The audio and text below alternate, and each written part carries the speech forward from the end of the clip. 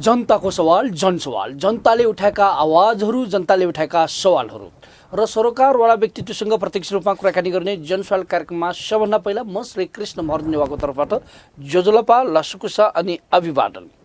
आजको जनसवाल कार्यक्रममा हामीले नेपालका आदिवासी जनजातिहरूको मुद्दाको सवाल र पछिल्लो आम निर्वाचनपछि साँच्चै यो मुद्दा के कतिको चाहिँ सहज भयो अगाडि बढाउनको लागि, या मुद्दा चाहिँ कमजोर भयो या अगाडि बढ्यो, या चाहिँ यो मुद्दा उठाउनेहरूले अब चाहिँ यो सवाललाई लिएर, आदिवासी जनजातिको सवाललाई लिएर संसदमा, प्रदेश संसद, सङ्घीय संसदमा उठाउने सम्भावना के कतिको छ। साथसाथै पछिल्लो समयमा सरकारले ल्याएको एउटा अध्यादेश छ जुन अध्यादेशको विषयलाई लिएर व्यापक चर्चा छ र आदिवासी जनजातिहरूले यो अध्यादेशको सवालमा त्यो पक्ष ढङ्गबाट आफ्ना विचारहरू राख्दै आइरहेको सन्दर्भमा केन्द्रित भएर कुराकानी गर्नको लागि आज हामीले नेपालका आदिवासी जनजातिहरूको साझा सङ्गठन नेपाल आदिवासी जनजाति महासङ्घका पूर्व अध्यक्ष जगत बरामलाई हामीले आमन्त्रण गरेका छौँ। उहाँसँग कुराकानीतर्फ लागौँ। जगत बरामजी नमस्कार। जोजोलपा नमस्कार। जोजोलपा अहिले जुन आम निर्वाचन सम्पन्न भइसकेपछि पछिल्लो समयमा एउटा अत्यन्तै चर्चाको विषय बनेको छ, जुन विषय भनेको अध्यादेशको कुरा छ। यो अध्यादेश जुन ल्याइएको छ यसलाई पक्ष विपक्ष ढङ्गबाट मानिसहरूले बोलिरहेका छन्, नेताहरूले बोलिरहेका छन् र विशेष गरी पहिचान पक्षधर भन्नेहरू आदिवासी जनजाति मधेसी लगायतका समुदायका नेतृत्वहरूले यसको पक्षमा वकालत गरिरहेका छन्। तपाईँको दृष्टिकोणमा यो अध्यादेशलाई कसरी लिन सकिन्छ? अब सर्वप्रथम त अब मुलुकमा संसद नभएको अवस्थामा चाहिँ कुनै कानुन बनाएर अपरिहार्य रूपमा चाहिँ कार्यान्वयन गराउनु पर्ने छ भने अध्यादेश ल्याएर चाहिँ त्यो गर्ने गरिन्छ। त्यसैले अहिले संसद छैन, अहिलेको सरकारले चाहिँ अब त्यो काम गर्नको लागि अब त्यो आवश्यकता ठहर गरेर चाहिँ सरकारले मन्त्री परिषदमा निर्णय गरेर अध्यादेश ल्याउने जुन चाहिँ एउटा चाहिँ तपाईँको कोसिस गरेको छ त्यो चाहिँ अहिलेको परिप्रेक्ष्यमा निकै सान्दर्भिक छ र आवश्यकता पनि हो भन्ने मलाई लाग्छ। त्यसैले अहिले सरकारले ल्याएको अध्यादेशको चाहिँ म एकदमै स्वागत गर्छु। यो चाहिँ जनताको हितमा छ भन्ने कुरा चाहिँ आग्रह गर्न चाहन्छु।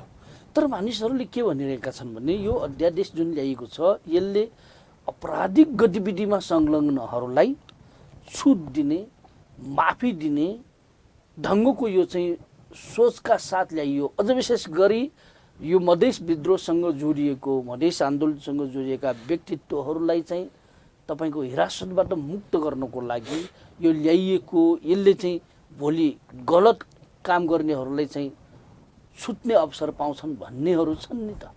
होइन, त्यो त भन्न चाहिँ पाइयो होइन, किनभने सरकारले पनि बडो बुझपूर्ण ढङ्गले चाहिँ यो अध्यादेश ल्याएको छ। किनभने यो त तपाईँको कुनै व्यक्ति विशेषलाई चाहिँ तपाईँको देखेर हेरेर चाहिँ तपाईँको यो अध्यादेश ल्याएको होइन नि त। यो त नितान्त हिजो चाहिँ भएका विभिन्न खाले चाहिँ तपाईँको राजनीतिक आन्दोलनहरू थिए नि होइन, राजनीतिक घटनाहरू थिए नि, त्यही राजनीतिक आन्दोलन र राजनीतिक घटनामा चाहिँ तपाईँको मधेस विद्रोहदेखि लिएर टिकापुर चाहिँ घटनादेखि लिएर होइन अरू सबै चिजलाई चाहिँ यो सबै राजनीतिक घटना हो भनेर चाहिँ भन्न खोजिया हो नि त। कुनै व्यक्तिलाई तपाईँको तोकेर या तपाईँको सिके राउतलाई होस् या तपाईँको रेशम चौधरीलाई होस्, त्यो व्यक्तिलाई तोकेर चाहिँ तपाईँको यो अध्यादेश ल्या त होइन नि। तपाईँले चाहिँ अध्यादेशको चाहिँ तपाईँको हेर्नु भएको होला त्यो तपाईँको चाहिँ त्यो बेहोरा होइन, त्यो बेहोरामै भनिएको छ नि त। तपाईँको कुनै व्यक्तिको नाम तोकेर ल्याएको छैन नि त। यो त तपाईँको यस्तो खाले घटनाहरू भए मुलुकमा, जुन मुलुकमा भएको यस्तो खाले घटनाहरूले चाहिँ हिजो तपाईँको भएका चाहिँ तपाईँको विभेदहरूलाई अन्त्य गर्नको लागि र यो देश यो मुलुक चाहिँ अझ अग्रगामी ढङ्गले अगाडि बढाउनको लागि चाहिँ त्यो घटना चाहिँ तपाईँको आवश्यक थिएन तर घट्यो होइन, विडम्बनाका साथै घट्यो, धनजनको क्षति भयो। तर त्यो धनजनको क्षति हुँदै गर्दाखेरि यसलाई चाहिँ तपाईँको अब व्यवस्था गरेर चाहिँ मुलुक बन्दैन, मुलुकमा समृद्धि आउँदैन। त्यस कारणले गर्दाखेरि त्यो घटना पनि राजनीतिक घटनाहरू हुन्, यो चाहिँ आपराधिक घटनाहरू होइनन्। यो चाहिँ तपाईँको चाहिँ आन्दोलनको चाहिँ एउटा राजनीतिक उद्देश्य थियो, त्यो राजनीतिक उद्देश्य प्राप्तिको लागि गरिएको आन्दोलन चाहिँ राजनीतिक आन्दोलन हो। त्यस कारणले गर्दाखेरि यो आपराधिक होइन, यो चाहिँ राजनीतिक घटना हो। त्यसरी यसलाई चाहिँ राज्यले चाहिँ अपनत्व ग्रहण गर्नुपर्छ भनेर चाहिँ यो अध्यादेश ल्यायो। र यो चाहिँ अध्यादेशको सवालमा नेतृत्व गरिरहेको छ सरकार कङ्ग्रेसको। कङ्ग्रेसकै सभापतिको नेतृत्वमा सरकार छ, तर यो सरकारमा भएका अन्य दलको तुलनामा कङ्ग्रेसभित्रै सबभन्दा बढी चाहिँ जिम्मेवार नेताहरूले चाहिँ विरोध गरेका छन्, खुल्ला रूपमा विरोध गरेका छन्। होइन यो त कस्तो भने यो अहिले चाहिँ तपाईँको गठबन्धनको सरकार हो। गठबन्धनको सरकारमा चाहिँ तपाईँको नेपाली कङ्ग्रेसका सभापतिले चाहिँ जो नेतृत्व गरिराख्नु भएको छ, तर यो मैले सकारात्मक यो चाहिँ तपाईँको चाहिँ जनतामा चाहिँ राम्रो सन्देश जाने अध्यादेश हो भन्दै गर्दाखेरि पनि र राज्यले पनि सरकारले पनि त्यही रूपमा सोच्दै गर्दाखेरि सरकारको नेतृत्व गरेको नेपाली कङ्ग्रेस पार्टीभित्रै केही जिम्मेवार नेताहरूले चाहिँ यो अध्यादेशको विरुद्धमा चाहिँ विभिन्न अभिव्यक्तिहरू दिनुभएको छ होइन। तर म के चाहिँ कुरा आग्रह गर्न चाहन्छु भने नेपाली कङ्ग्रेस त लोकतान्त्रिक पार्टी हो होइन। लोकतान्त्रिक पार्टीमा चाहिँ यस्तो विरोधहरू गर्ने, समर्थनहरू गर्ने खुला चाहिँ तपाईँको चाहिँ यस्तो त भइरहन्छ होइन। त्यो त तपाईँको चाहिँ राजनीतिक कल्चर हो, त्यो लोकतन्त्रको एउटा चाहिँ तपाईँको सुन्दर पक्ष हो। विरोध गर्न पाइन्छ होइन, किनभने विरोध त तपाईँको हिजो चाहिँ आफूलाई मन नपरेका चिजहरू अथवा आफूलाई चाहिँ तपाईँको चाहिँ मन नलाग्ने चिजहरूको चाहिँ तपाईँको आयो भने त्यो त विरोध गर्न स्वाभाविक हो नि। त्यस कारणले गर्दाखेरि जो चाहिँ नेताजीहरूले चाहिँ अब यो अध्यादेशको चाहिँ तपाईँको विरोध गरिराख्नु भएको छ, खुला चाहिँ तपाईँको चाहिँ अब संवादमा उत्रिराख्नु भएको छ नि, म उहाँहरूलाई विनम्रतापूर्वक आग्रह गर्न चाहन्छु कि साँच्चै नै यो देशलाई, यो मुलुकलाई चाहिँ समृद्धितिर अगाडि बढाउने, यो चाहिँ तपाईँको जनतालाई चाहिँ विकासको अनुभूति दिने, राजनीतिक स्थायित्व दिने र यो सरकारलाई अझ राजनीतिलाई चाहिँ तपाईँको चाहिँ चुस्त दुरुस्त बनाउने हो भने चाहिँ यो अध्यादेशको चाहिँ विरोध गर्नुको कुनै तुक छैन। किनभने यो त तपाईँको गठबन्धनका चाहिँ दलहरूले चाहिँ छलफल गरेर होइन, सरकारले चाहिँ आफ्नो मन्त्री परिषदमा निर्णय गरेर ल्याएको चिजहरू त यो त तपाईँको भरमग्दुर रूपमा चाहिँ अन्तर पार्टीमा पनि छलफल गरेको छ, अन्तर गठबन्धनमा पनि छलफल गरेको छ। त्यस कारणले गर्दाखेरि उहाँले विरोध गर्नु स्वाभाविक हो, तर चाहिँ उहाँहरू पछि यसको समर्थनमा आउनुहुन्छ। अब यो अवस्था हेर्दाखेरि तपाईँको विगतमा एमालेको नेतृत्वको सरकार थियो, एमालेको नेतृत्व सरकारले सिके राउतसँग सम्झौता गरेको कुरा होस् या चाहिँ विप्लवसँग कुराको सहमति गरेको कुरा होस् या चाहिँ थरहोत आन्दोलनकै विषयमा अभिव्यक्ति दिएका कुरा हो। एकातिर चाहिँ एमालेको छ, त्यो बेलामा उसले पनि केही न सम्बोधन गर्नु खोजेको जस्तो चाहिँ लागेको थियो। तर अहिले आएर चाहिँ यो वर्तमान सरकारले ल्याउँदाखेरि त तपाईँको एमाले ठ्याक्कै विरोध गर्यो, उसको विद्यार्थी सङ्गठनहरू, उसका भातृ सङ्गठनहरू सडकमै उत्रियो। यसलाई कसरी बुझ्ने? तपाईँको राजनीतिक स्वार्थको अर्थमा यो चाहिँ अध्यादेश बनेको भन्ने। अब यो चाहिँ कस्तो हो भने तपाईँको हिजो तपाईँको चाहिँ केपी ओली नेतृत्वको सरकार हुँदै गर्दाखेरि पनि मुलुकमा विभिन्न खाले चाहिँ तपाईँको घटनाहरू राजनीतिक उद्देश्य प्राप्तिको लागि विभिन्न खाले आन्दोलनसँगैका चाहिँ विभिन्न घटनाहरू घटिराखेकै हो। हामीले देख्यौँ हिजो तपाईँको चाहिँ विप्लव नेतृत्वको माओवादी होस् या तपाईँको सिके राउत नेतृत्वको जनमत पार्टी होस् या तपाईँको रेशम चौधरीले त्यति बेला नेतृत्व गरिराखेको अहिले रन्जिता श्रेष्ठ चौधरीले नेतृत्व गरिराख्नु भएको छ जुन नागरिक उन्मुक्ति पार्टी, त्यो पार्टीसँग जोडिएका चाहिँ तपाईँको थरवट थारुवान आन्दोलन होस् होइन। यो आन्दोलन चाहिँ अघि पनि मैले भने कि यो राजनीतिक चाहिँ तपाईँको चाहिँ आफ्नो तपाईँको उद्देश्य प्राप्तिको लागि गरिएको आन्दोलन थियो। त्यस कारणले गर्दाखेरि यदि मुलुकलाई चाहिँ तपाईँको शान्तिपूर्ण ढङ्गले अगाडि बढाउने, मुलुकमा कुनै पनि खाले चाहिँ तपाईँको चाहिँ यस्ता खाले चाहिँ राजनीतिक आन्दोलनहरू चाहिँ अब आवश्यक छैन। अब तपाईँको हामी एक आपसमा संवाद र चाहिँ तपाईँको छलफल मार्फत चाहिँ अगाडि बढेर चाहिँ यो देशलाई चाहिँ विकासतर्फ अगाडि चाहिँ लग्नको लागि तपाईँको भनेर तपाईँको यो जुन अहिलेको तपाईँको अध्यादेश ल्याएको हो भन्ने मलाई लाग्छ। त्यस कारण अहिले तोकेरै भन्ने हो भने चाहिँ थरवट थारुवान आन्दोलनदेखि लिएर सिके राउतको जनमत पार्टीको आन्दोलनदेखि लिएर तपाईँको विप्लव नेतृत्वको चाहिँ नेकपा माओवादीको चाहिँ आन्दोलन र उनीहरूले चाहिँ राजनीतिक उद्देश्य प्राप्तिको लागि गरेको आन्दोलन जुन छ नि हो, त्यसलाई पनि राज्यको मूलधारमै समाहित गरेर एउटा राजनीतिक संस्कारयुक्त चाहिँ तपाईँको मुलुक बनाएर चाहिँ एउटा देशलाई चाहिँ एकदमै तपाईँको शान्तिपूर्ण देश होइन, समृद्ध देश बनाउने परिकल्पना चाहिँ अहिलेको सरकारले गरेको हो। तर यो हुँदै गर्दाखेरि हिजो जुन चाहिँ नेकपा एमालेको नेतृत्वमा सरकार हुँदै गर्दाखेरि पनि यसको लागि केही प्रयत्नहरू गर्न खोजिएका थिए होइन। तर त्यो हिजो गरिएका प्रयत्नहरू चाहिँ त्यो प्रयत्न मात्रै सीमित रह्यो क्या। त्यो चाहिँ मलाई लागेको चाहिँ के हो भने हिजो चाहिँ तपाईँको मात्रै उहाँहरूलाई चाहिँ ल्याउने वातावरण बनाउन खोज्या जस्तो मात्रै गरियो कि भन्ने मलाई लाग्यो। किनभने हिजो यदि साँच्चीकै एमालेको नेतृत्वमा सरकार हुँदै गर्दाखेरि चाहिँ तपाईँको सिके राउतलाई होस् या तपाईँको चाहिँ विप्लवलाई होस् या रेशम चौधरीलाई चाहिँ यदि राज्यको मूलधारमा समाहित गर्न खोजेको हो भने र अहिलेको सरकारले चाहिँ वास्तवमै अध्यादेश ल्याएरै म राज्यको मूलधारमा ल्याउँछु भन्दै गर्दाखेरि उनीहरूको भातृ सङ्गठनहरूले विरोध गर्नु चाहिँ कुनै तुक छैन। हिजो चाहिँ त्यो अहिलेको विरोध गर्नु चाहिँ के हो भने हिजो उनीहरूको पनि राजनीतिक स्वार्थ थियो रहेछ। राजनीतिक स्वार्थलाई चाहिँ अहिलेको चाहिँ तपाईँको विरोधले चाहिँ प्रमाणित गरे हो कि भन्ने चाहिँ हामीलाई लागेको छ। त्यस कारणले गर्दाखेरि हामी सर्वसाधारण नेपाली जनताको आँखाले हेर्ने हो भने चाहिँ अहिलेको अध्यादेश ल्याएर चाहिँ तपाईँको चाहिँ बाटो बिराउन खोजेकाहरू अथवा चाहिँ आन्दोलन गर्न खोजेकाहरूलाई चाहिँ राजनीतिक संस्कारमा ल्याएर यो नेपाललाई मुलुकलाई समृद्ध बनाउने चाहिँ ठाउँमा ल्याउनुपर्छ भन्ने लाग्छ। यो बिचमा चाहिँ यो चाहिँ अध्यादेशको सवाललाई लिएर पहिचान पक्षधरहरू जुन चाहिँ राज्यको पुनर्संरचना संहिता पहिचान पक्षधरहरूले समर्थन गरिरहेको तर यो संहिताको विपक्षमा रहेकाहरूले विरोध गरिरहेको भन्नेहरू पनि छन्। यसलाई कसरी लिनुहुन्छ तपाईँ? अब यो कस्तो हुन्छ भने तपाईँको चाहिँ अब अहिले जो अध्यादेश ल्याइसकेपछि मुलुकको चाहिँ राजनीतिक माहौल तातेको छ।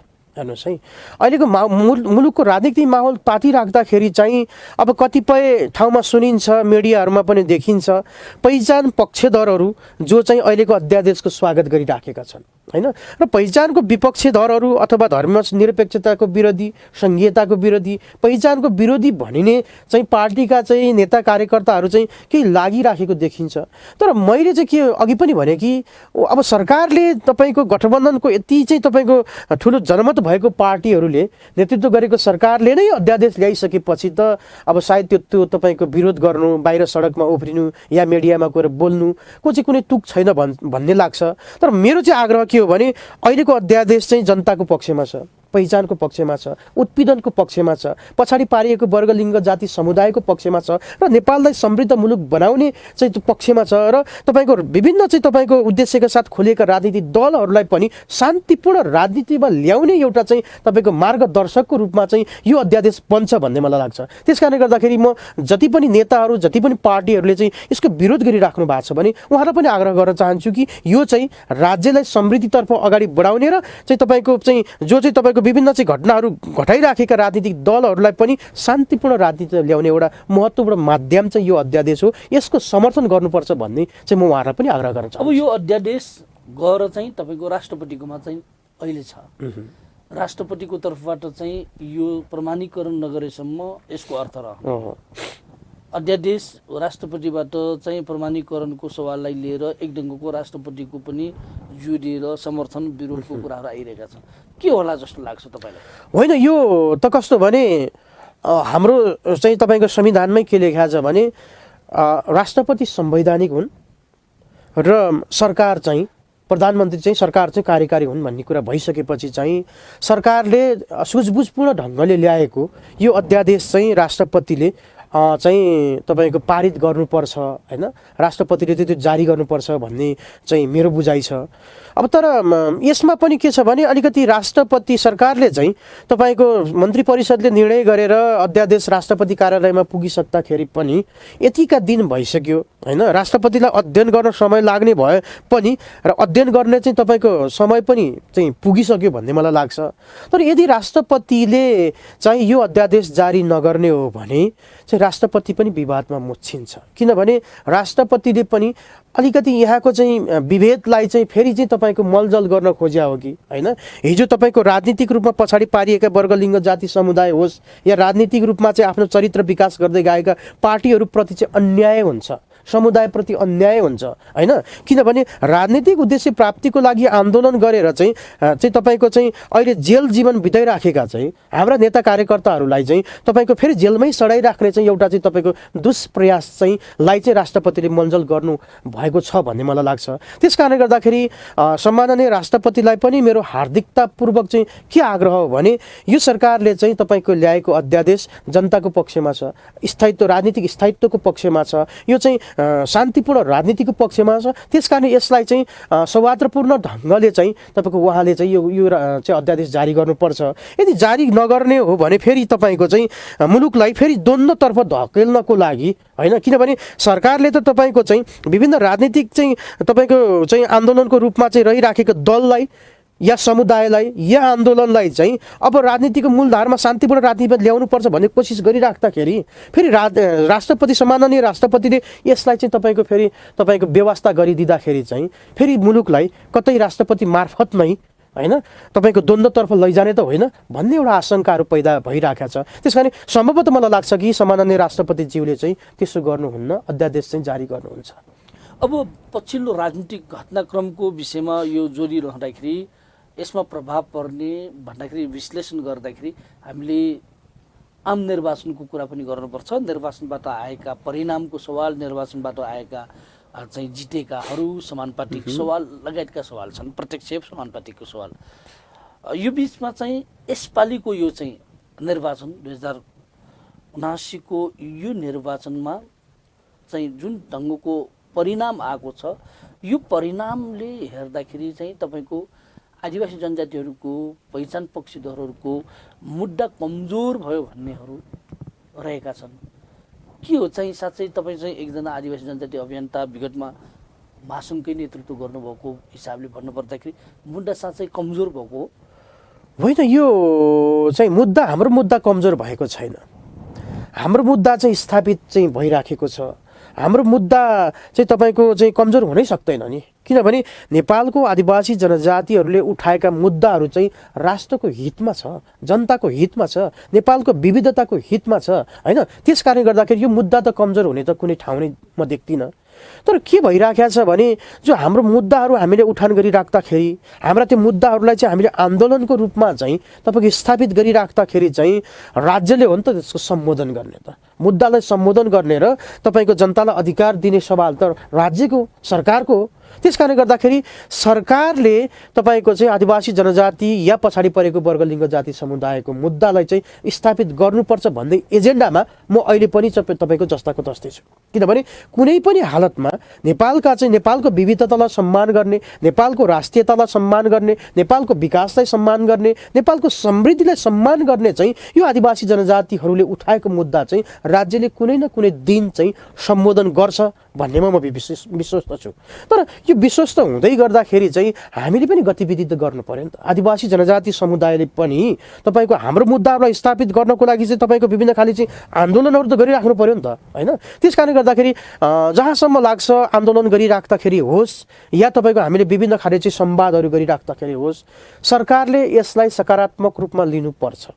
तर यसो भनिराख्दाखेरि जब चाहिँ तपाईँको 2079 सालमा आम निर्वाचन भयो होइन, मङ्सिर 4 गते अस्ति आम निर्वाचन सकियो र आम निर्वाचन यो मङ्सिर 4 को चाहिँ निर्वाचन सकिसकेपछि त्यसको मत परिणामहरू पनि आइसकेका छन् र मत परिणामहरू आइसक्दाखेरि अहिले नयाँ केही दलहरू पनि उदाएका छन्, पुरानो दलहरू पनि सङ्गठित भएका छन् र हामीले चाहिँ भनिराखेका छौँ कि नेपालको विविधतालाई सम्मान गर्दै जाँदाखेरि चाहिँ यहाँको चाहिँ तपाईँको पहिचानलाई सम्मान नगर्ने दलहरू पनि आइराखेका छन् होइन।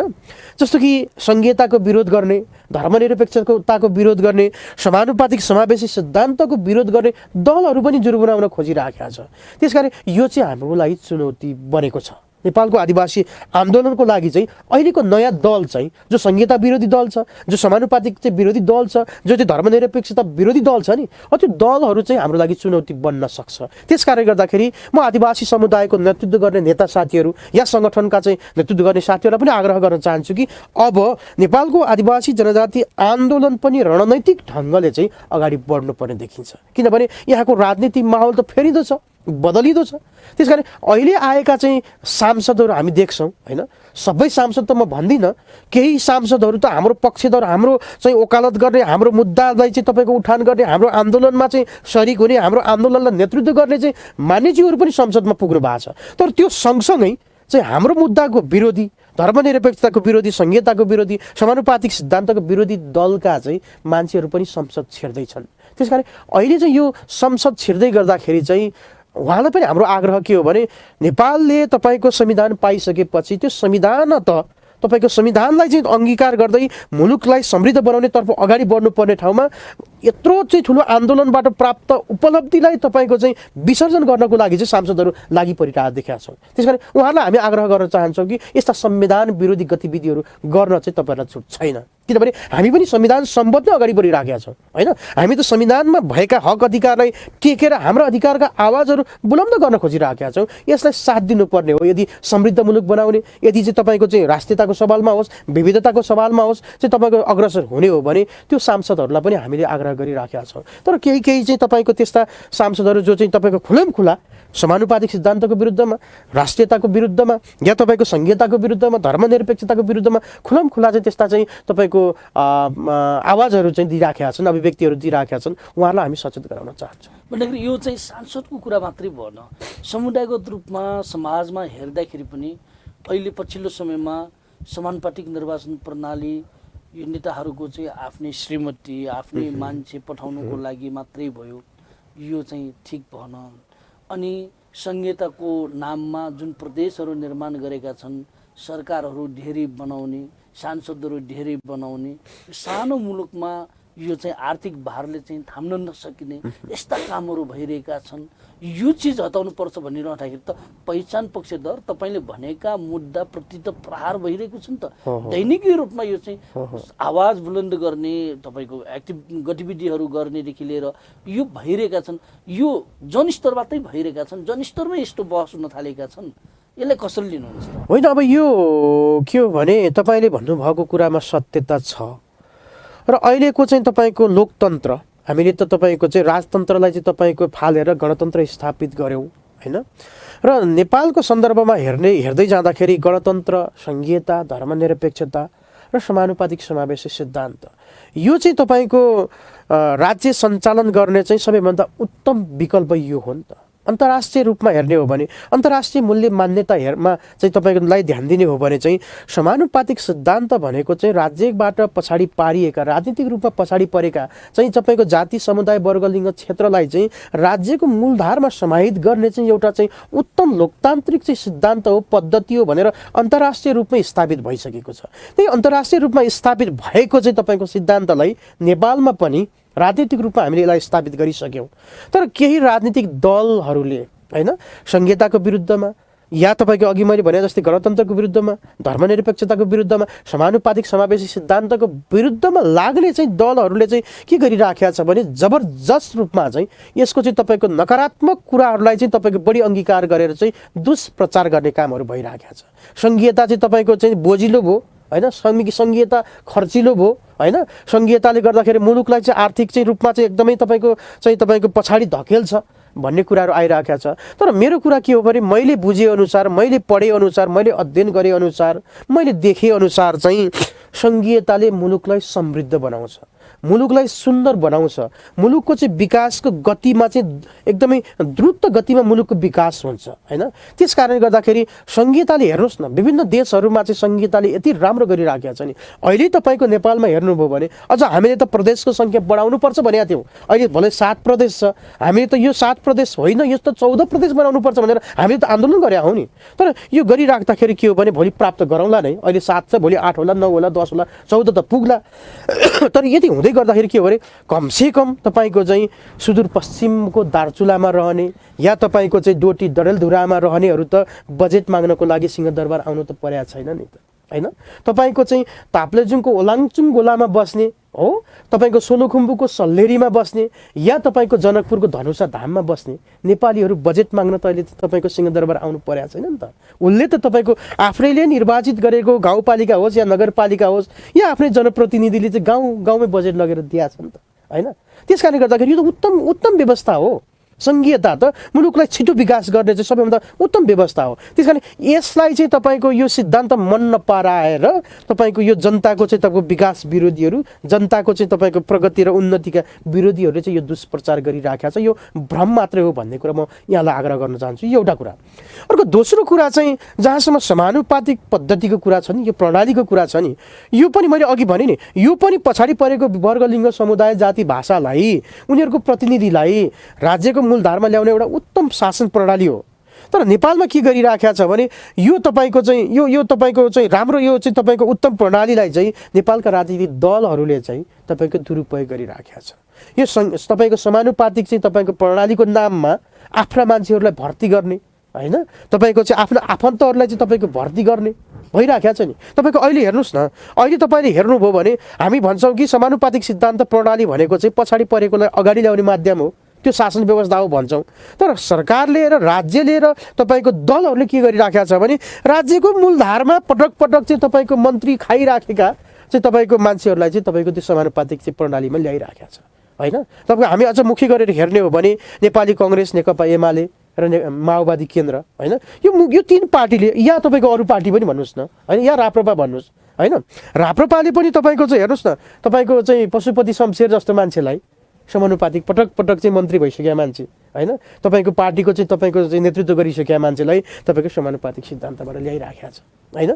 तपाईँको चाहिँ नेपाली कङ्ग्रेसले हेर्नु भन्नुहुन्छ भने प्रकाश शरण महत चाहिँ हिजो पटक पटक मन्त्री भइसकेको चाहिँ नेतालाई तपाईँको यो प्रणालीमा ल्याइराखेको छ। तपाईँको चाहिँ नेकपा एमाले तपाईँको चाहिँ हेर्नुहोस् न, एकनाथ ढकाल जस्ता मान्छेहरू होइन, त मान्छेहरूलाई चाहिँ तपाईँको यो पद्धतिमा हालिराखेको छ। तपाईँको माओवादी केन्द्रले हितराज पाण्डे जस्तो मान्छेलाई चाहिँ यो पद्धतिमा हालिराखेको छ होइन। भने यो राज्यको मूलधारमा चाहिँ तपाईँको लागिराख्ने मन्त्री पटक पटक मन्त्री खाएर चाहिँ तपाईँको बसिराख्ने मान्छेलाई चाहिँ यो सिद्धान्तको दुरुपयोग गरेर चाहिँ यो गरिराखेको छ नि। आफ्नो आफन्त ल्याउने, आफ्नो श्रीमती ल्याउने होइन, आफ्नो नातागोता ल्याएर चाहिँ अथवा पैसाको चलखेल गरेर चाहिँ तपाईँको चाहिँ उद्योगपतिहरूलाई ल्याउने होइन। यस्तो गरिराख्दाखेरि यो समानुपातिक सिद्धान्तको चाहिँ तपाईँको दुरुपयोग चाहिँ यो दलले गरिराख्या भएर चाहिँ यसको चाहिँ वितृष्णा चाहिँ जनतामा पुग्या हो होइन। यसको चाहिँ तपाईँको चाहिँ यसलाई अलोकप्रिय बनाउनको लागि चाहिँ दलहरू नै उद्धत भइराखेको छ, त्यस कारण यसो गर्नुहुन्न। अब दलहरू चाहिँ जुन ढङ्गबाट गइरहेको छ समानुपातिकको सवालमा, दलहरूलाई अब रोक्ने, यो गतिविधिबाट रोक्ने, यस्तो हुन नदिनको लागि खेल्नुपर्ने भूमिका कसको हो त? होइन, अब यो कस्तो हो भने तपाईँको चाहिँ दलका नेताहरूले त तपाईँको विश्व मानचित्र हेरिराखेका छन्। विश्वको मानचित्र हेरिराख्दाखेरि चाहिँ यो समानुपातिक सिद्धान्त त यहाँ मात्रै होइन नि त, नेपालमा त भर्खरै लागू भएको छ। तपाईँको विकसित देशहरूमा हेर्नुभयो भने यति धेरै तपाईँको चाहिँ तपाईँको यति राम्रोसँग चाहिँ असल पद्धतिका साथ, असल नियतका साथ चाहिँ तपाईँको समानुपातिक सिद्धान्तबाट चाहिँ मुलुकलाई समृद्धि गरेर यति विकसित बनाइसकेका छन्। तर हाम्रो यहाँ चाहिँ त्यो दलहरूले आफै बुझ्नुपर्ने हो। पहिलो कुरा त दलहरूले आफै बुझ्नुपर्ने थियो क्या होइन। यो चाहिँ तपाईँको अन्तर्राष्ट्रिय मूल्य मान्यता अनुसार पनि पछाडि परेको जाति समुदाय वर्गलिङ्ग क्षेत्रलाई चाहिँ यो राज्यको मूलधारमा ल्याउनको लागि उनीहरूलाई ल्याउने हो भन्ने चाहिँ गर्नु पर्थ्यो नि त। सीमान्तकृतहरूलाई, लोपोन्मुखहरूलाई, अल्पसङ्ख्यकहरूलाई होइन, दलितलाई, मधेसीलाई, आदिवासी जनजातिलाई, मुस्लिमलाई होइन, कर्णालीमा चाहिँ तपाईँको भौगोलिक रूपमा विकट भएका चाहिँ उहाँहरूलाई ल्याउनु पर्ने हो नि त यहाँ त। तर यहाँ त जबरजस्त चाहिँ तपाईँको राज्यको मूलधारमा भइराखेको खसारीहरूलाई या तपाईँको आदिवासी जनजातिहरूको, मधेसीहरूको पनि त्यही मूलधारमै भएको चाहिँ तपाईँको व्यक्तिहरूलाई ल्याइराख्दाखेरि चाहिँ दुरुपयोग भएको छ। र यसको बारेमा चाहिँ आवाज उठाउनु नपर्ने हो होइन। तपाईँको चाहिँ दलले यसो गरिराख्दाखेरि चाहिँ तपाईँको चाहिँ यो हाम्रो चाहिँ के भन्छ अरे निर्वाचन आयोग टुलु हेरिराखेको छ। निर्वाचन आयोगले चाहिँ यो नमान्नु पर्ने थियो, तर निर्वाचन आयोग पनि दलकै पिछलग्गु भएर दलले जे भन्यो त्यही मानेर चाहिँ यस सिद्धान्तको चाहिँ यो पद्धतिको चाहिँ धज्जी उडाइराखेको छ। र यसको लागि चाहिँ खबरदारी गर्नुपर्ने चाहिँ नागरिक समाजहरू थिए, अधिकारवादी सङ्गठनहरू थिए, हाम्रा चाहिँ आदिवासी जनजाति चाहिँ महासङ्घले गर्नुपर्ने थियो होइन, अरू चाहिँ तपाईँको सङ्घ सङ्गठनले गर्नुपर्ने थियो। त्यहाँनिर चाहिँ आन्दोलनकारी सङ्गठनहरू चाहिँ चुकिराखेको छ। हजुर, यो चाहिँ संहिताको कुरा गर्दाखेरि छ नि, यो जुन ढङ्गको 7 प्रदेश बनाएको छ, 7 प्रदेशको चाहिँ कार्यकाल 5 वर्ष सकियो र नयाँ निर्वाचनबाट फेरि प्रदेश सांसदहरू चुनिसकेको अवस्था। यो 5 वर्ष कार्यकालमा प्रदेशहरूले खासै केही काम गर्न सकिएन। प्रदेशहरू नाम मात्रकै प्रदेश भयो। स्थानीय तहले अर्थात् स्थानीय पालिकाले जस्तो पनि गरेनन् भन्ने ढङ्गको भएको कारणले पनि यो संहिताको विरुद्ध, यो प्रदेशको विरुद्ध मानिसहरूले आवाज उठाइरहेका छन्। यसलाई कसरी लिनुहुन्छ? होइन, यो चाहिँ कस्तो हो भने तपाईँको प्रदेशहरूले काम गर्न सकेका छैनन् होइन। हाम्रो नेपालको अहिलेको सङ्घीय मोडल चाहिँ वास्तवमा संहिताको मर्म अनुसार भएकै छैन होइन। तपाईँको 7वटा प्रदेश भएको छ अहिले होइन। 7वटा प्रदेश हुँदै गर्दाखेरि पनि अधिकार जति सबै सङ्घले राख्ने, प्रदेशलाई चाहिँ तपाईँको चाहिँ एउटा तपाईँको उजाड बनाइ राखिदिएको छ नि। अधिकारै दिएको छैन प्रदेशलाई। अधिकार त तपाईँको सङ्घले दिनु पर्यो नि त, कानुन बनाएर होइन। कानुन बनाएर सङ्घलाई अधिकार दिनुपर्ने ठाउँमा चाहिँ सङ्घीय सरकारले चाहिँ सबै चिज आफै कन्ट्रोल गरिराखेको छ। अब केन्द्रीय चाहिँ तपाईँको राज्य सत्ता चाहिँ आफूले चलाइराखेको छ। कतिपय चिजहरू त प्रदेशबाट गरिनुपर्छ नि, विकास निर्माणको कुरा होस् या अर्को विभिन्न प्रदेशमा बन्ने चाहिँ ऐन कानुनको कुरा होस् अथवा त्यहाँको चाहिँ अरू खाले तपाईँको चाहिँ पद्धतिहरू अथवा विविधताहरू अथवा चाहिँ अरू खाले चाहिँ सम्मान गर्नुपर्ने सबै चिजहरू चाहिँ सबै केन्द्रले गरिराखेको छ नि। त प्रदेशले गर्नुपर्ने थियो नि, केन्द्रले दिनै चाहेको छैन। नेपालको चाहिँ तपाईँको जो लामो समयदेखि केन्द्रीय शासन पद्धतिमा बसिराखेका शासकहरूले यो संविधानलाई कार्यान्वयन गर्नै खोजेका छैन। तपाईँको अहिलेको सङ्घीयतालाई अगाडि बढाउनै खोजेका छैन। त्यस कारणले गर्दाखेरि मलाई लाग्छ कि केन्द्रका शासकहरूले सङ्घीयतालाई अलगप्रिय बनाएर होइन, सङ्घीयतालाई अलगप्रिय बनाएर या तपाईँको चाहिँ यो अहिलेको चाहिँ प्रदेशको जुन मोडल छ यो मोडललाई पनि अलगप्रिय बनाएर फेरि काहीँ केन्द्रीय सरकार नै अथवा चाहिँ यो सङ्घीयतालाई नै धरापमा पार्न खोजिएको हो कि होइन। अहिले चाहिँ तपाईँको प्रदेशले काम गर्न पाएको छैन, प्रदेशमा बजेट छैन होइन, प्रदेशमा मन्त्री छ बजेट छैन, मन्त्रालय छ बजेट छैन, मन्त्रालय छ कर्मचारी छैन, कर्मचारी छ काम छैन होइन। यो भइराख्दाखेरि चाहिँ केन्द्रीय सरकारले यसको चाहिँ अलिकति चाहिँ तपाईँको विधि पद्धति अनुसार चाहिँ अगाडि बढ्नुपर्ने थियो। त्यस कारण हामीले के भनेका छौँ भने अझै पनि बिग्रेको छैन, अझै पनि बिग्रेको छैन। त्यस कारण यो सङ्घीयताको मूल मर्मलाई तपाईँको कार्यान्वयन गराउनको लागि सरकारले एउटा चाहिँ छुट्टै मेकानिजम बनाएर सङ्घीयतालाई चाहिँ कसरी कार्यान्वयन गराउने भन्नेतर्फ लाग्नुपर्छ भन्ने मलाई लाग्छ। त्यस कारणले गर्दाखेरि म चाहिँ नेपाली जनता, आम जनतालाई पनि आग्रह गर्न चाहन्छु कि संसारको सबैभन्दा उत्तम शासन व्यवस्था भनेको यो अहिलेको चाहिँ तपाईँको सङ्घीय चाहिँ संरचना हो। त्यस कारण यसलाई चाहिँ मजबुत बनाउनको लागि, जनताको हितमा विकास गर्नको लागि चाहिँ हामीले खबरदारी गरौँ होइन। केन्द्र सरकारलाई खबरदारी गरौँ, प्रदेश सरकारलाई पनि भनौँ न, प्रदेश सरकारहरू पनि हामीसँग अधिकार छैन, हामीसँग चाहिँ नियम कानुन छैन भनेर हात बाँधेर बस्ने भएन। आफूले पनि तपाईँको अधिकार लिनु पऱ्यो नि त, लिने तर्खर गर्नु पऱ्यो नि त। किनभने गाउँपालिकामा यति धेरै ऐन कानुनहरू बनाएर विकास निर्माणको कामहरू भइरहेका छन्, तर सङ्घीय सरकार हात बाँधेर प्रदेश सरकार हात बाँधेर बसिरहेका छन्। प्रदेश सरकारले पनि एकजुट भएर चाहिँ 7वटा प्रदेशका चाहिँ मुख्यमन्त्रीहरू आएर चाहिँ तपाईँको सङ्घीय सरकारलाई, केन्द्रीय सरकारलाई भन्नु पऱ्यो नि त, हाम्रो यो अधिकार, यो तत्का अधिकारहरू हामीलाई दिनुहोस्, हामी चाहिँ तपाईँको देशलाई नमुना बनाउँछौँ, नेपालको चाहिँ विकासलाई चाहिँ तपाईँको अग्रगामी ढङ्गले चाहिँ तपाईँको उन्नति गर्छौँ भनेर भन्न सक्नु पऱ्यो नि त। भन्दाखेरि प्रदेश सरकारहरूले, प्रदेश सांसदहरूले जुन ढङ्गको भूमिका खेल्नुपर्ने हो त्यो खेलेकै छैन, त्यो खेलेकै छैन। प्रदेश सांसद दिएको छैन, होइन, यो दुईटै कुरा भएको छ। खेल्न पनि दिएको छैन एउटा कुरा चाहिँ, अर्को कुरा चाहिँ तपाईँको खेलेका पनि छैनन्। जाने संसदमा जाने, फुली लगाउने होइन, तपाईँको लोगो लगाउने, संसदभित्र छिर्ने, अनि केही चाहिँ तपाईँको मिटिङहरू हुन्छन् त्यही ताली बजाउने, विभिन्न समिति उपसमितिहरूमा बस्ने, अनि मन्त्रालय सम्हाल्ने, अनि चाहिँ सङ्घीय सरकारसँग कुनै पनि समन्वय नगर्ने, यही कारण भइरहेका छन् त।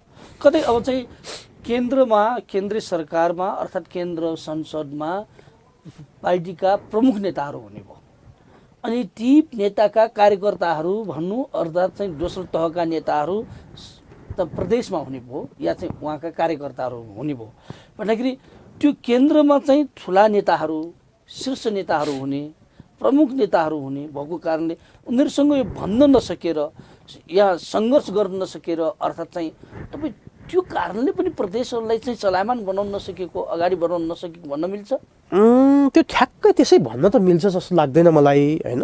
किनभने पार्टीको चेनमा ठुलो नेताले भनेर सानो नेताले मान्नुपर्ने त हुन सक्ला होइन, तर यो त राज्य सञ्चालन गरिराख्या हो नि त। हामीले त पार्टी चलाएको होइन नि त होइन। त्यही भएर राज्य सञ्चालन गर्दै गर्दाखेरि नीति नियममा बसेर तपाईँको विकास निर्माणको कामहरू अगाडि बढाउँदै गर्दाखेरि त केन्द्रीय सरकारसँग, केन्द्रीय नेताहरूसँग डर मान्नुपर्ने, सङ्कोच मान्नुपर्ने त होइन नि त। किनभने उठाएका कुराहरू त नीतिगत कुरा हो नि त, कानुन सम्मत कुरा हो नि त, संहिता सम्मत कुरा हो नि त।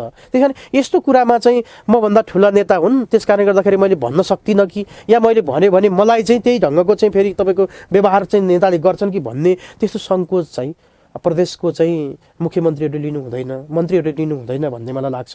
किनभने जनताले निर्वाचित गराइएर आइसकेपछि प्रदेशको विकासको लागि, प्रदेशको हितको लागि चाहिँ तपाईँको चाहिँ जनताले चाहिँ निर्वाचित गरिसकेपछि त जनताको हितमा काम गर्नु पर्यो नि त, नेताको हितमा होइन नि त। त्यस कारणले गर्दाखेरि त्यसमा चाहिँ डराउनु पर्दैन भन्ने मलाई लाग्छ।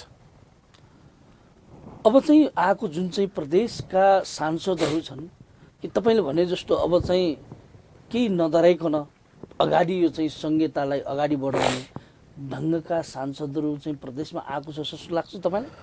होइन, अब त्यो आउनुपर्छ भन्ने मान्यता हो होइन। अब तपाईँको चाहिँ यति धेरै होइन, तपाईँको चाहिँ हाम्रो 7वटा प्रदेशमा 330 जना र 220 जना गरेर 550 जना चाहिँ प्रदेश मान्यहरू हुनुहुन्छ र यो प्रदेश मान्यले चाहिँ डराउनु पर्ने हुन्छ भन्ने मलाई लाग्दैन। किनभने उहाँहरू त एउटा कानुनको अधीनमा रहेर काम गर्ने हो नि त होइन। त्यसमा पनि तपाईँको प्रदेशको कानुन छ होइन, प्रदेशको चाहिँ प्रदेश सभाको आफ्नै खाले चाहिँ तपाईँको विनियमहरू छन् होइन, निर्देशिकाहरू छन्, त्यसमा रहेर काम गर्ने हो नि त। उहाँहरूले त मलाई लाग्छ कि डराउनु हुँदैन र उहाँहरू डराउनु हुन्न भन्ने मलाई लाग्छ, किनभने उहाँहरू त प्रदेश सांसद हो नि त। भोलि प्रदेश यदि चाहिँ कथम कदाचित खारेज गर्नेतर्फ गयो भने त उहाँहरू त आन्दोलन गर्नुपर्छ, सङ्घीय सरकारको विरुद्धमा आन्दोलन गर्नुपर्ने हुनसक्छ यदि प्रदेश सरकार चाहिँ प्रदेशहरू खारेज गर्नुभयो, किनभने उहाँहरू त जनताले त उहाँलाई त प्रदेशको चाहिँ विकास गर, प्रदेशको जनताको हित गर भनेर पठाएको हो नि त। त्यस कारण त्यसरी डराउनु हुन्न भन्ने लाग्छ।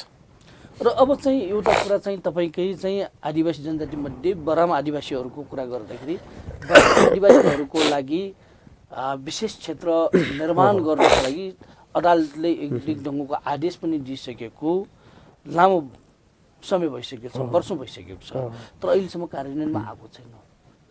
यो संविधानको धारा 56(5) मा भएको व्यवस्था अनुसारको कुरा भयो। यो मुद्दालाई, यो कुरालाई स्वायत्त क्षेत्र, समृद्धि विशेष क्षेत्रको सवाललाई लिएर आदिवासीहरूले पटक पटक मुद्दाको रूपमा उठाएका छन्, आन्दोलनमा बोल्ने गरेका छन्, लेख्ने गरेका छन्, भन्ने गरेका छन्।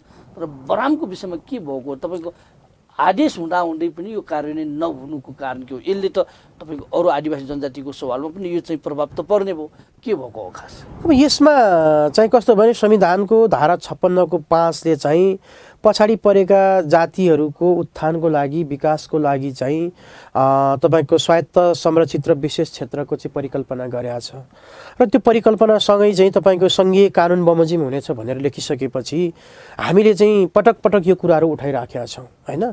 किनभने संविधानले लेखिसकेपछि संविधान बनेको पनि आज लगभग 10 वर्ष हुने बखततिर गइसकेको छ होइन, तपाईँको 7-8 वर्ष भइसक्यो।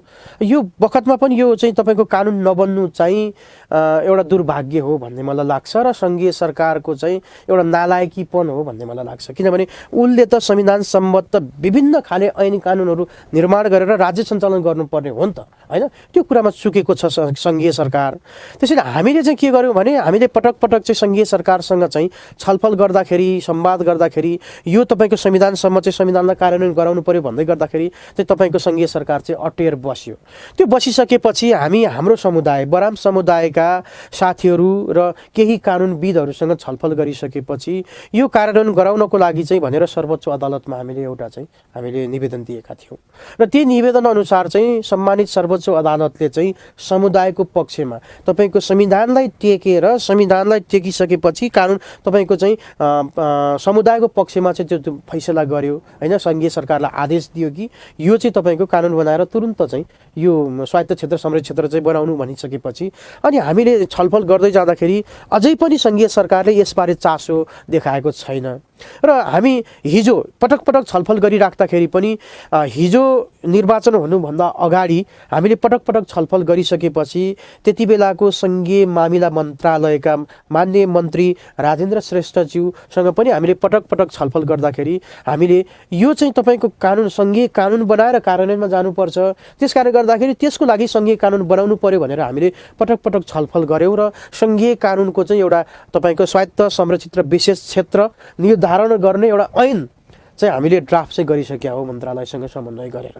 त्यस कारणले गर्दाखेरि त्यो बनिसकेपछि त्यो ऐन चाहिँ तपाईँको अहिलेको सङ्घीय संसदले पारित गरिसकेपछि हामी त्यो कानुन अनुसार चाहिँ अगाडि बढ्ने हामीले चाहिँ जमर्को गरिराखेका छौँ र यदि सङ्घीय सरकारले अझै पनि यदि हामीले यति धेरै कोसिस गर्दाखेरि, यति धेरै आग्रह गर्दाखेरि पनि यदि सङ्घीय सरकारले यो काम गर्नको लागि चाहिँ तपाईँको व्यवस्था गर्यो भने हामी चाहिँ फेरि तपाईँको हामी समुदाय चाहिँ तपाईँको अदालत जान सक्छौँ। किनभने अदालतले गरिसकेको आदेशलाई चाहिँ यदि सरकारले चाहिँ पालना गरेन भने त त्यसमा त तपाईँको फेरि मानहानिको मुद्दा पनि लाग्न सक्छ नि त होइन। त्यस कारणले गर्दाखेरि हामी सङ्घीय सरकारलाई फेरि अब नयाँ सरकार बनिसकेपछि सरकारलाई आग्रह गर्छौँ, मन्त्रीज्यूलाई आग्रह गर्छौँ, मन्त्रालयमा जान्छौँ र यदि त्यो भएन भने फेरि हामी कानुनी लडाइँ चाहिँ लड्नको लागि चाहिँ हामी तयारी गरिराखेका छौँ।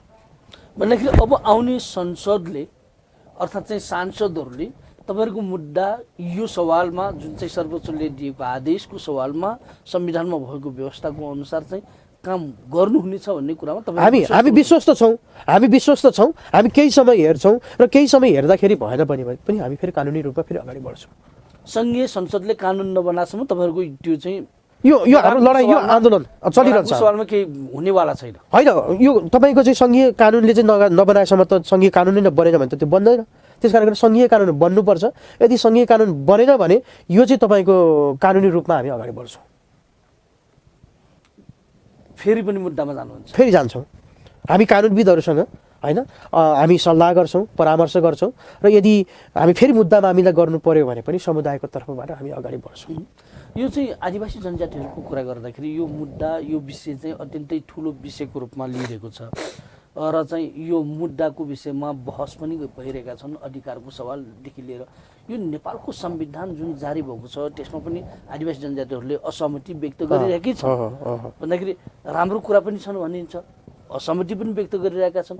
अब आदिवासी जनजातिको दृष्टिकोणबाट यो संविधानलाई संशोधनको कुरा पनि आइरहेका छन्। अब संशोधन गर्नु पर्यो भने तपाईँको यो संसदबाट के कस्ता कस्ता कुरामा संशोधन गर्नुपर्छ भन्ने आदिवासीहरूको आवाज हो। होइन, यसमा चाहिँ कस्तो भने नेपालको चाहिँ परिवर्तनमा यति ठुलो आन्दोलन पश्चात जनताले आफै लेखेको संविधान 2072 को संविधान र हामीले यति धेरै आदिवासी जनजातिको तर्फबाट होस् या दलितको तर्फबाट या मधेसीको तर्फबाट या मुस्लिमको तर्फबाट या पछाडि परिएको समुदायको तर्फबाट चाहिँ यति धेरै हामीले संविधानमा राख्नुपर्ने चाहिँ तपाईँको चाहिँ प्रावधानहरू चाहिँ राज्यलाई दिएका थियौँ, संविधान सभालाई दिएका थियौँ, तर त्यो चाहिँ राखिएन होइन। नराखिसकेपछि चाहिँ हामीले भन्यौँ कि संविधान जारी भयो होइन, 72 असोज 3 गते संविधान जारी भयो। संविधान जारी भइसकेपछि चाहिँ यो संविधानलाई हामीले चाहिँ तपाईँको दीपावली गरेर या दीप प्रज्वलन गरेर उत्साहपूर्वक ढङ्गले चाहिँ संविधानको स्वागत गर्न सकेनौँ होइन। नसकिसकेपछि हामीले असहमति राख्यौँ होइन, यो संविधान चाहिँ अपुरो छ, यो संविधान अधुरो छ, यो संविधानले चाहिँ नेपालको सबै विविधतालाई सम्मान गर्न सकेन, समेट्न सकेन। त्यस कारणले गर्दाखेरि यो संविधानमा चाहिँ हाम्रो असहमति छ है भनेर हामी संस्थागत रूपमा चाहिँ अगाडि बढ्यौँ र त्यो बढिसकेपछि हामीले पटक पटक यो बारेमा चाहिँ सरकारलाई ध्यानाकर्षण गरायौँ, सांसदहरूलाई तपाईँको छलफलमा राख्यौँ र हामीले भन्यौँ कि हामी आदिवासी जनजातिहरूको तर्फबाट चाहिँ यो विषयवस्तुहरू हामीले प्राप्त गरेका छौँ, यो विषयवस्तुहरू चाहिँ संविधानबाट प्राप्त हुन बाँकी नै छ। त्यस कारणले गर्दाखेरि हामीले के आग्रह गरेका थियौँ भने यो संविधानमा भएका प्राप्त गरेका उपलब्धिहरूलाई हामीले संस्थागत गर्दै कार्यान्वयन गर्दै थप अधिकार प्राप्ति गरेर सवालमा चाहिँ आन्दोलन मार्फत चाहिँ संवाद मार्फत चाहिँ हामीले थप अधिकार प्राप्त गर्नुपर्छ भन्ने चाहिँ उद्देश्यका साथ अगाडि बढ्यौँ। त्यसैले हामीले पायौँ नि तपाईँको चाहिँ अहिले भने जस्तै चाहिँ तपाईँको अहिलेको यो के भन्छ सङ्घीयताको तपाईँको कमसेकम यो चिज त हामीले प्राप्त गऱ्यौँ नि। गणतन्त्र त संविधान मार्फत हामीले प्राप्त गऱ्यौँ, सङ्घीयता प्राप्त गऱ्यौँ, धर्मनिरपेक्षता प्राप्त गऱ्यौँ, तपाईँको समानुपातिक समावेशी सिद्धान्त प्राप्त गऱ्यौँ। तर हिजो तपाईँको त्यो अघिल्लो संविधानमा यो चिज त थिएन नि त। त्यही भएर यसलाई संस्थागत गर्नुपर्छ होइन। तपाईँको स्वायत्त संरक्षित क्षेत्र विशेष क्षेत्रको चाहिँ यो त तपाईँको संवैधानिक रूपमा प्राप्त गरेका छौँ, हामीले विभिन्न चाहिँ संवैधानिक आयोगहरू प्राप्त गरेका छौँ होइन। त्यो यो हाम्रो उपलब्धि हो, तर यसलाई तपाईँको अझै तपाईँको थप गर्नुपर्छ होइन। हामीले के गर्यौँ भने आन्दोलन गर्दै गर्दै गर्दै गर्दै तपाईँको सङ्घीयता चाहिँ तपाईँको हामीले भने जस्तो भएन होइन, समानुपातिक सिद्धान्त पनि हामीले भने जस्तो भएको छैन, गणतन्त्रको कार्यान्वयन पनि हामीले भने जस्तो भएको छैन, धर्मनिरपेक्षताको कुरामा पनि हामीले भने जस्तो भएको छैन भनेर हामीले चाहिँ तपाईँको त्यो संविधानमा भएका चाहिँ हामी विरोधी तपाईँको दफाहरूलाई चाहिँ हामीले माइती घर मण्डलामा त जलाइदेऊ, यो त हाम्रो असहमति छ, यो त हामी मान्दैनौँ भनेर जलाइदेऊ। त्यही तर यो चिज राख्नुपर्छ भनेर हामीले भनेका छौँ, किनभने सङ्घीयताको मर्म अनुसार चाहिँ अहिलेको राज्य पुनर्संरचना भएको छैन होइन। जति पनि तपाईँको प्रदेशले र स्थानीय सरकारले स्थानीय तहले बनाउनु पर्ने कानुनहरू चाहिँ सङ्घीय सरकारले आफै बनाइराखेका छ। प्रदेश र चाहिँ तपाईँको स्थानीय तहले चाहिँ गर्नुपर्ने कामहरू सबै सङ्घीय सरकारले गरिराखेका छ। त्यति मात्रै नभइकन धर्मनिरपेक्षताको सवालमा पनि संविधान चाहिँ उदार हुन सकेका छैन। हामीले चाहिँ तपाईँको अहिले प्राप्त 7 प्रदेश प्राप्त गऱ्यौँ, तर हामीले चाहिँ 14 प्रदेश भनेका छौँ। 14 प्रदेश पनि आदिवासी जनजाति समुदायको तपाईँको पहिचानको आधारमा हुनुपर्छ भनेका छौँ। र हामीले के भनेका छौँ भने हिजो अघिल्लो संविधान सभाले चाहिँ जो एउटा चाहिँ तपाईँको आयोग बनाएको थियो नि, राज्य पुनर्संरचना आयोग बनाएको थियो, त्यो आयोगले चाहिँ निर्धारण गरेको चाहिँ तपाईँको चाहिँ पहिचानका 5 र सामर्थ्यका 4 आधारमा चाहिँ तपाईँको राज्यको पुनर्संरचना नामाकरण र सङ्ख्याकरण हुनुपर्छ भनेर हामीले भनिराखेका छौँ। र यो तत्त लगायतका विषयवस्तुहरू प्राप्त गर्नको लागि चाहिँ अझै तपाईँको आन्दोलन आवश्यक छ, सङ्घर्ष आवश्यक छ। यसको लागि सङ्गठित हुनु पर्यो, जनताहरू पनि जाग्नु पर्यो, आफ्नो मुद्दाहरूमा बारेमा चाहिँ आफू पनि तपाईँको प्रशिक्षित हुनु पर्यो। र म सबै नेपाली समुदायलाई आग्रह गर्न चाहन्छु कि यो अहिलेको संविधान नेपालको हितमै छ होइन, नेपाली जनताको हितमै छ। तर अझै विविधतालाई सम्मान गर्ने, पहिचानलाई सम्मान गर्ने हो भने चाहिँ संविधान संशोधन गरेर अगाडि बढ्नुपर्छ। हजुर, तपाईँ आइदिनु भयो व्यस्तताका बावजुद पनि, यदि धेरै कुरा राख्नुभयो यसको लागि धन्यवाद छ। नमस्कार। ल, यहाँले पनि आदिवासी जनजाति समुदायको आवाजहरूलाई यहाँको मिडिया मार्फत चाहिँ संसारभरि फैलाउने एउटा अवसर दिनुभयो, त्यसको लागि यहाँलाई पनि एकदम धन्यवाद। नमस्कार। नमस्कार।